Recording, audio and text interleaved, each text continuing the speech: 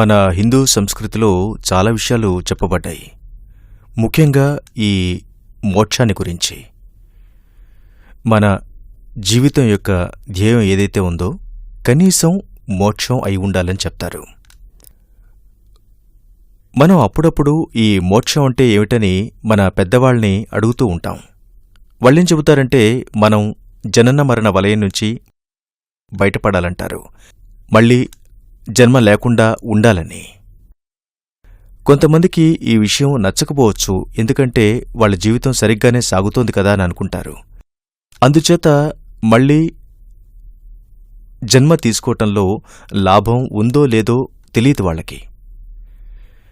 నా వరకు నేను కొన్ని సంవత్సరాలుగా అనుసరిస్తున్న నా విధానంలో నా గురుదేవుల ప్రకారం ఆయన చెప్పిందేమిటంటే మోక్షం అనేది అంత ప్రత్యేకమైన విషయమేమీ కాదన్నారు. మీరొక స్కూల్లో చదువుతున్నారనుకోండి, 5 నుంచి 6 నుంచి 7వ తరగతి వరకు. కానీ నేను అంత బాగా చదవని సంవత్సరంలో 5వ తరగతి అనుకుందాం. అప్పుడు ఫెయిల్ అయిపోతాం. సరిగ్గా అలాగే మనం జీవితంలో ఫెయిల్ అయినప్పుడు మన ధర్మాలను నిర్వర్తించటంలో అప్పుడు అదే తరగతిని మళ్లీ చదవలసి ఉంటుంది. లేకపోతే నేను తరువాతి తరగతికి వెళ్ళిపోతాను. అలా తరగతి తర్వాత తరగతి అలా కొనసాగుతూనే ఉంటుంది. ఈ యాత్రకు అంతులేదు. మోక్షం అనేది మనం అనుభవించే ఒక తాత్కాలిక స్థితి మాత్రమే. ఆ తర్వాత అనేక స్థితులున్నాయి. ఒక స్థితి ఉంది ముక్తి అని. దానికి మోక్షానికి ఎంతో తేడా ఉంది. దీని మూలాన ముక్తి అనే స్థితిలో తాత్కాలికంగా ఈ జనన మరణ వలయం నుంచి కొంత విరామం కలుగుతుంది. ముక్తి కలిగిన ఫలితంగా పొందిన పుణ్యం ఒకసారి ఖర్చయిపోయిన తర్వాత మళ్లీ మనం తిరిగి ఏదో ఒక కుటుంబంలో జన్మను తీసుకోవడం జరుగుతుంది. మళ్లీ ఈ జీవితం కొనసాగడానికి కారణాలైన బీజాలు మనం సంస్కారాలు అంటాం. స్వామి వివేకానంద వీటిని కాగ్నేట్స్ అని అంటారు. COGNATES, కాగ్నేట్స్. ఈ కాగ్నేట్స్ అనే పదం నుంచి కాగ్నిషన్, రికాగ్నిషన్ అనే పదాన్ని అర్థం చేసుకోగలుగుతాం. ఈ రికాగ్నిషన్ అంటే అర్థం ఏమిటి? ఒక కుందేలును చూశారనుకోండి, లేకపోతే ఒక పామును చూశారనుకుందాం.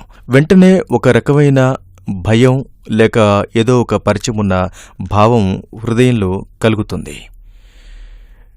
ఎవరైనా మీరు జీవితంలో ఎప్పుడూ చూడని వస్తువును ఏదైనా చూపించారనుకోండి, లేక జీవితంలో ఎప్పుడూ ఊహించని వస్తువు అనుకోండి, మనసు దానికి సంబంధించిన కాగ్నేట్లను అంటే మనోక్షేత్రంలో కనుగొనడానికి ప్రయత్నిస్తుంది. ఈ కాగ్నేట్స్ కనిపించకపోతే నాకు తెలీదు అంటూ ఆ వస్తువును గురించిన అజ్ఞానాన్ని వ్యక్తపరుస్తారు. ఒకవేళ దానికి సంబంధించిన కాగ్నేట్లను గుర్తించగలిగితే నన్ను జ్ఞానవంతుడు అనంటారు. నాకుది తెలుసునంటారు. నేను దీని గురించి విన్నాను అంటారు. అన్ని వివరాలు తెలియకపోవచ్చునేమో, కానీ కొంత మేరకు ఆ వస్తువును గురించిన జ్ఞానం మనకుంది. దానికి సంబంధించిన కాగ్నేట్లు మీ మనసులో ఎక్కడో నిబిడీకృతమై ఉన్నాయి. ఆధ్యాత్మికతలో ఈ కాగ్నేట్లను ముద్రలని కాని సంస్కారాలని కాని అంటారు. సంస్కార అనేది ఒక సంస్కృత పదం. ముద్రలు అనడం కంటే ఎంతో అర్థవంతమైంది, నిగూఢమైంది ఈ పదం. ఒక్కోసారి మనం వీళ్ల కుటుంబం, వీళ్ల సంస్కారాలు చాలా మంచివి అని అంటూ ఉంటాం. కానీ దాని అర్థం వేరు. వాళ్ళ పెంపకం చాలా బావుందని అనొచ్చు, వాళ్ళ సంస్కృతి చాలా బావుందని అనొచ్చు. ఆ కుటుంబాన్ని సంస్కారవంతమైన కుటుంబం అని కూడా అంటాం. అలాగే ఆధ్యాత్మికతలో, యోగాలో సంస్కార అంటే బీజాలని కూడా అర్థం ఉంది. ఈ బీజాలు ఉన్నంతవరకు, ఈ సంస్కారాల్ని భోగించేంతవరకు నేను జన్మలు తీసుకోవాల్సిందే. నేను వీటిని అనుభవించినైనా అనుభవించాలి, లేక వీటిని తొలగించేవారెవరైనా ఉంటే వారిని కనుగొనాలి. దురదృష్టవశాత్తు మనం ఈ గ్రహం మీద ఉన్నంతవరకు మనం ఎన్నో చర్యలు చేయడానికి లొంగిపోతూ ఉంటాం. వాటికి ప్రతిక్రియలు కూడా ఉంటాయి. వాటి వల్ల కలిగే పర్యవసానాలను తప్పించుకోవటం కష్టమవుతుంది కూడా. కాబట్టి మనం ఒక ప్రత్యేకమైన భోగం భోగిస్తున్నంతవరకు దురదృష్టవశాత్తు మనం ఈ సంస్కారాల్ని ద్విగుణీకృతం చేసుకుంటూ ఉంటాం. విసుగొచ్చేలా మనం ఈ నిధిని పోగు చేసుకుంటూ ఉంటాం. ఈ సంస్కారాల భాండాగారం పెరుగుతూనే ఉంటుంది, పెట్టుబడి పెరుగుతూనే ఉంటుంది. అప్పుడేమవుతుంది? ఈ జనన మరణ వలయం మరింతగా పెరుగుతూనే ఉంటుంది. అంతులేని పరిస్థితి ఏర్పడుతుంది. కాబట్టి భోగించడం అనేది పరిష్కారం కాదు. పరిష్కారం ఏమిటంటే వీటిని తొలగించగలిగే ఒక సద్గురువును కనుగొనాలి. అంతేగాక మనకు బోధించగలగాలి. ఈ సంస్కారాలు ఏ విధంగా ఏర్పడకుండా ఉంటాయో నేర్పించగలగాలి. తెలిసిన వాస్తవం ఏమిటంటే ఈ భౌతిక ప్రపంచంలో నేను పనులు చేస్తున్నంతవరకు కూడా, ఈ ప్రపంచంలో ఉన్నంతవరకు కూడా దాని ప్రభావం పడి తీరుతుంది. మనం ఏం చేసినా చేయకపోయినా కూడా. కొన్ని దారుల్లో వెళ్ళినప్పుడు ఎవరినైనా చూసామనుకోండి, ఇది జరుగుతోంది, గొడవ జరుగుతోంది అన్నప్పుడు దాని ప్రభావం ఉంటుంది కదా. ఒక తోటలో నడుస్తున్నాం, ఒక పువ్వును చూస్తాం, ఆనందిస్తాం. రెండవ రోజు వెళ్ళినప్పుడు మరింత ఆనందిస్తాం. మూడో రోజు వెళ్ళినప్పుడు ముట్టుకుంటే ఎలా ఉంటుందో చూద్దామంటూ ముట్టుకోవాలనిపిస్తుంది. నాలుగో రోజు దీని వాసన ఎలా ఉందో చూడాలనిపిస్తుంది. ఇలా మనం సంస్కారాల్ని పోగు చేసుకుంటూ ఉంటాం. నేనొక తోటను ఉదాహరణగా చెప్పాను. స్వయంగా మనం సంస్కారాలను ఎలా తయారు చేసుకుంటూ ఉంటామో మీకు తోచిన ఉదాహరణను తీసుకోవచ్చు. దీనికి అంటూ ఉండదు. కాని ఏదైనా ఒక పద్ధతి ఉండి దాని ద్వారా ఉదయం నుంచి పోగు చేసుకునేవి సాయంత్రానికల్లా తొలగించుకోగలిగితే, లేక ఎలాంటి పద్ధతిని గురించి ఆలోచించాలి అనంటే, ఎలా నేర్పించాలి అంటే, మూలంతో మన అనుసంధానం ఎలా కలిగి ఉండాలంటే, దీనివల్ల మనం పనులు చేస్తున్నా కూడా వాటి ప్రభావం మనపై ఉండకుండా ఉండాలి.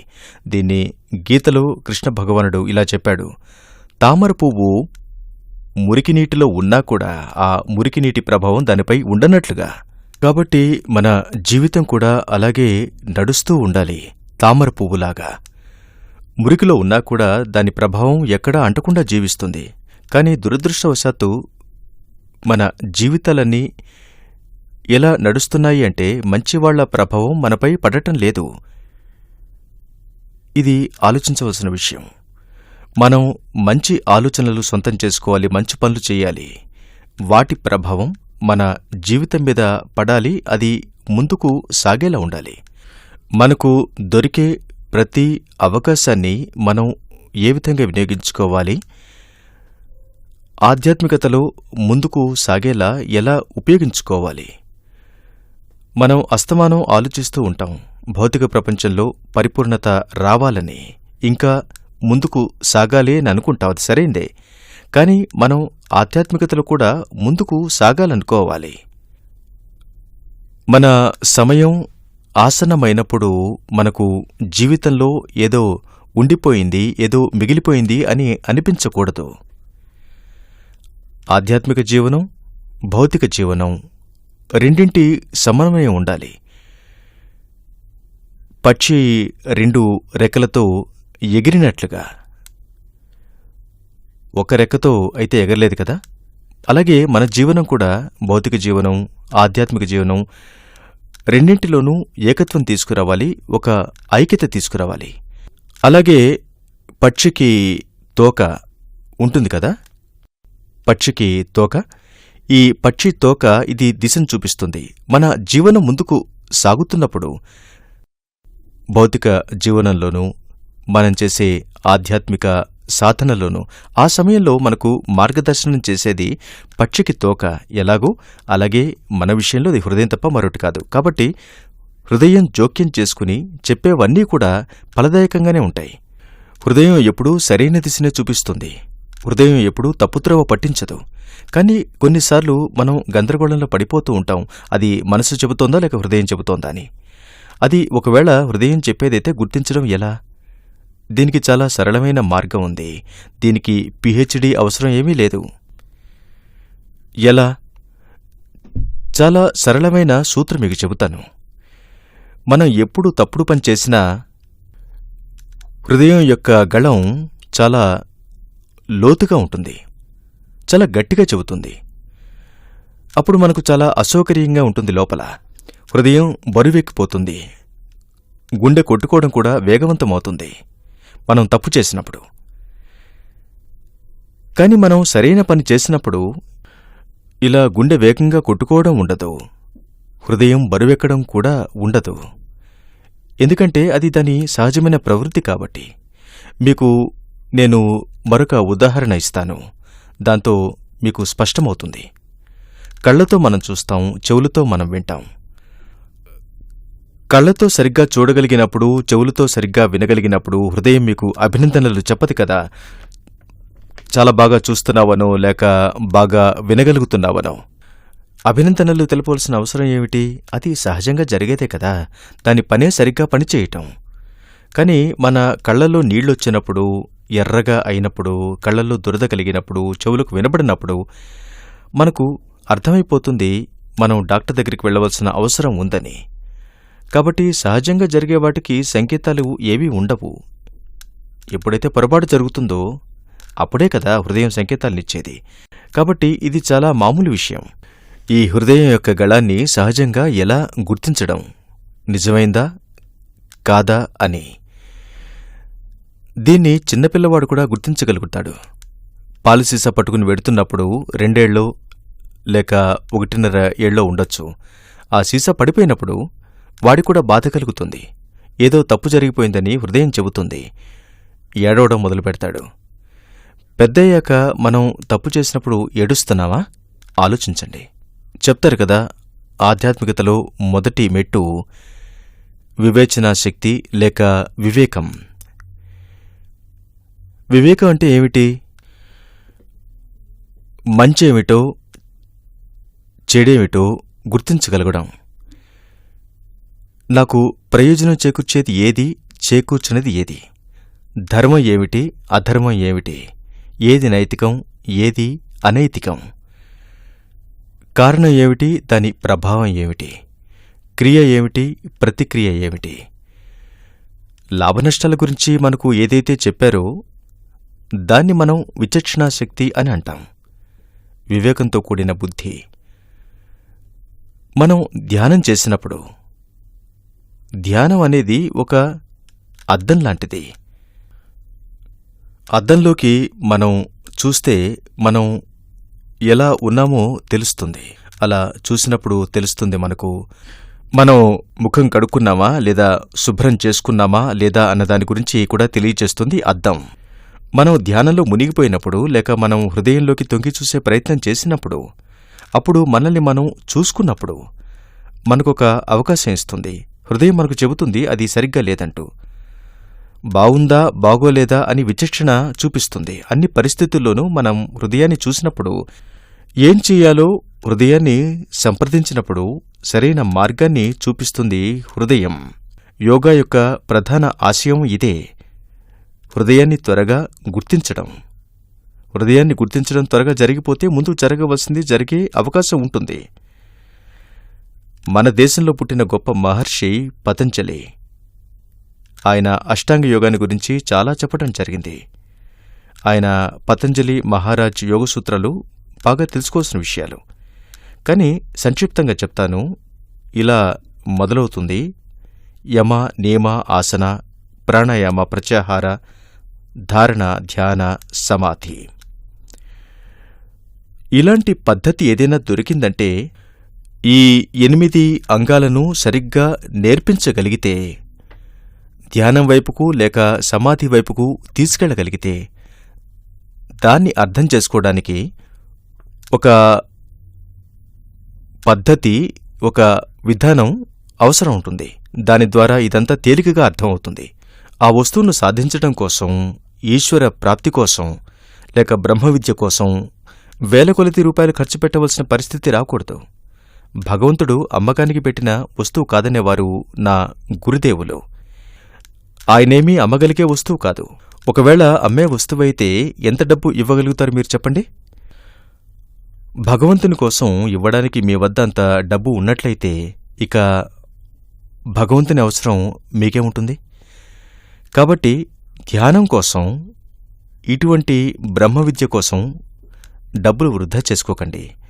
మీ హృదయంలోకి చూసుకోండి, ఆయన ఎప్పుడూ అక్కడే ఉన్నారు. మీరెలాంటి గురువును పట్టుకోవాలంటే ఉచితంగా నేర్పించగలిగేవారే ఉండాలి. ఆయన తీసుకునేదేమీ ఉండదు, కేవలం ఇవ్వడమే. అటువంటి గురువును పట్టుకోండి. ముఖ్యంగా ధ్యానంలో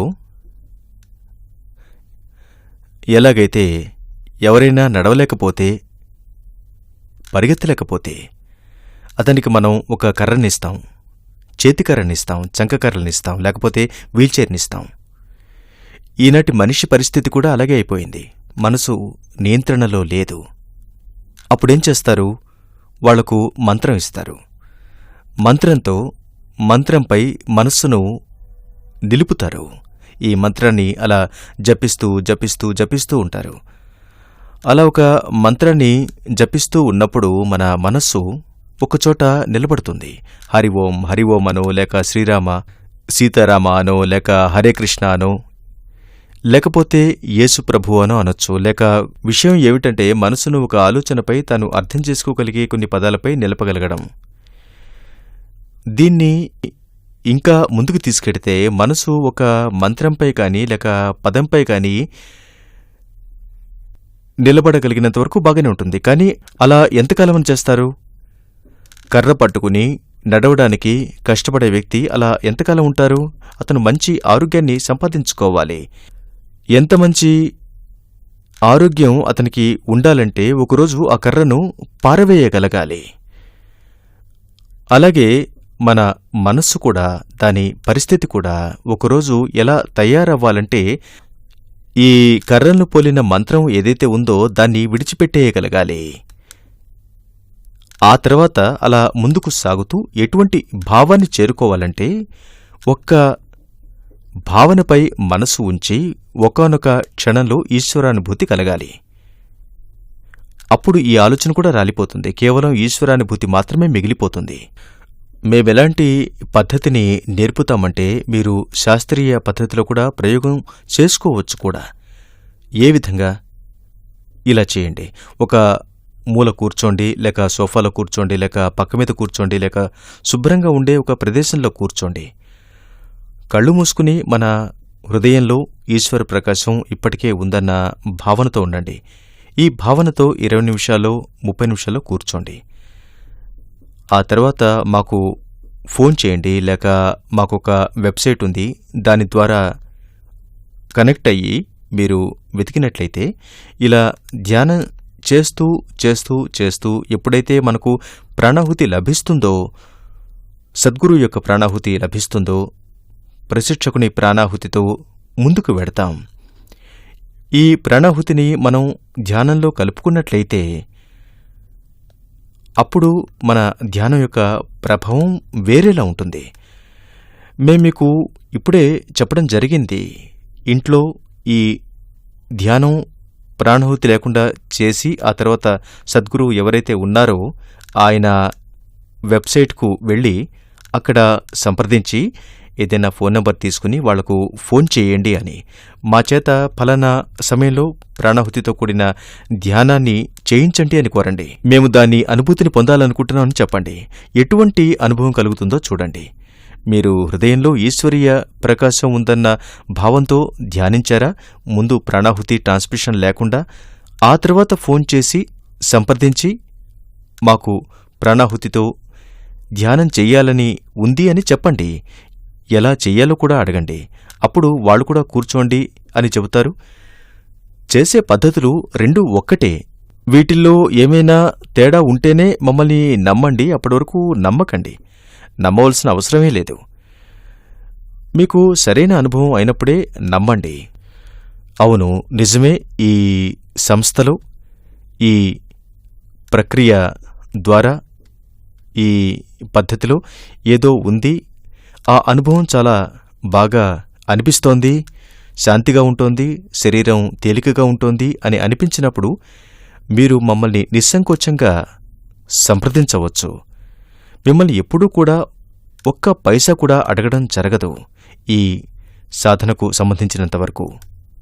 ఇప్పటివరకు చెప్పిన పద్ధతినంతా కనుగొన్నది షాజహాన్పూర్కు చెందిన శ్రీ రామచంద్రజీ మహారాజ్. ఆయనే ఈ పద్ధతికి సహజ మార్గం అని పేరు పెట్టడం కూడా జరిగింది. ఇప్పుడు ఇక ముందు చెప్పబోయేది ధ్యానం గురించి అయితే చెప్పడం జరిగింది కదా, ఇంకా లోలోతుల్లోకి వెళ్ళగలగాలి, ఇంకా సమాధి స్థితిలో మునిగిపోగలగాలి. వీటికి చాలా ప్రక్రియలు ఇంకా చెప్పబడ్డాయి. కాబట్టి మీరు ఏ ప్రశిక్షకుడినో సద్గురు యొక్క సంస్థను కానీ వెబ్సైట్ ద్వారా కానీ సంప్రదించి చూడండి. ఇంకా ఎన్ని రకాల ప్రక్రియలున్నాయో తద్వారా మీ సాధన సరళంగానూ సహజంగానూ అయ్యేలా చూసుకోండి. అందరి మద్దతు లభిస్తుంది. ఏ ప్రశిక్షకుడు మిమ్మల్ని డబ్బు అడగటం జరగదు. ఈ గ్యారంటీ నేను మీకు ఇస్తున్నాను. మరో విషయం చెప్పాలనుకుంటున్నాను. ముఖ్యంగా మీరు గమనించండి, ఈ ధారణ, ధ్యాన, సమాధులతో మొదలుపెట్టినప్పుడు మొట్టమొదటి రోజు నుంచే ఈ ప్రాణాహుతి యొక్క ప్రభావం ఎంతగా ఉంటుంది అంటే, ఎంత సుఖంగా ఉంటుందంటే, ఇంతకు ముందున్న విషయాలు ఏవైతే ఉన్నాయో ఆసన, ప్రాణాయామ, యమ నియమాలనేవి వాటంతటా అవే అల్లుకుంటూ పోతాయి. కానీ మనం గనక ప్రయత్నపూర్వకంగా అనుసరించినట్లయితే మన శరీరం మీద కూడా మంచి ప్రభావం ఉంటుంది. ప్రాణాయామంతో కూడా శారీరక, మానసిక ఆనందం కలుగుతుంది మనకు. ధ్యానం మనం ఎలాగూ చేస్తూనే ఉన్నాం, దాంతో ఎలాగూ ఆధ్యాత్మికతలో ముందుకు సాగిపోతూనే ఉంటాం. ఒక్కోసారి ఈ ప్రాణాహుతి అంటే ఏమిటని ఆలోచిస్తూ ఉండిపోతూ ఉంటాం. జనానికి ఎలా చెప్పాలి? ప్రాణాహుతి అనేది చాలా సరళమైన విషయం. ఏ విధంగా? మనం భోజనం గురించి మాట్లాడుకుంటున్నప్పుడు మనకు ఆకలి ఎందుకేస్తుంది? శరీరం బలహీనంగా తయారైనప్పుడు ఆకలి అనే భావాన్ని కలిగిస్తుంది. అప్పుడు మనం సమతుల ఆహారం తీసుకుంటాం. మనసు పోషణ విషయానికి వస్తే మానసిక పుష్టి, మనసు యొక్క పుష్టి కోసం చదువుకుంటాం, చర్చించుకుంటాం, దీర్ఘంగా ఆలోచిస్తాం. అలా మన మానసిక పుష్టి కలుగుతుంది. కానీ మరి ఆత్మకు ఆకలేసినప్పుడు మనం మన ఆత్మ యొక్క ఆకలిని ఎలా తీరుస్తున్నాం? అది ప్రాణాహుతి ద్వారానే జరుగుతుంది. ఎవరి వద్ద ఈ ప్రాణాహుతినిచ్చే సమర్థత ఉందో వాళ్లే చేయగలుగుతారు. ఎవరి వద్దకైతే మనం వెడతామో వాళ్ళు మనకు ప్రాణాహుతితో అనుసంధానాన్ని కలిగిస్తారు. ఈ ప్రాణాహుతి అనేది నమ్మే వస్తువు కాదు. మేము దాని అనుభూతిని మీకు కలిగించి తీరుతాం, గ్యారంటీ ఇస్తున్నాం. 3 నెలల్లో మీ జీవితం ఎంత అందంగా తయారవుతుందంటే, ఎంత మార్పును మీ అందరూ అనుభూతిని పొందుతారంటే, ఈ ప్రయోగం చేసిన క్షణమే మొట్టమొదటి ప్రయోగం ప్రాణాహుతి లేకుండా ధ్యానం చేయటం. రెండవది అదే పద్ధతిలో ధ్యానం చేయడమే గాని ఈసారి ప్రాణాహుతి సహాయంతో చేయటం. ఈ ప్రాణాహుతిని ఎలా పొందడం నేను ఇంతకుముందే చెప్పాను. దీన్ని మీరు సంప్రదించవచ్చు www.heartfulness.org. మా వెబ్సైట్ చిరునామా www.heartfulness.org. అలాగే మాకు మీరు టోల్ ఫ్రీ నంబర్పై కూడా ఫోన్ చేయొచ్చు. 1800-103-7726. మరోసారి 1800-103-7726. విన్నందుకు ధన్యవాదాలు.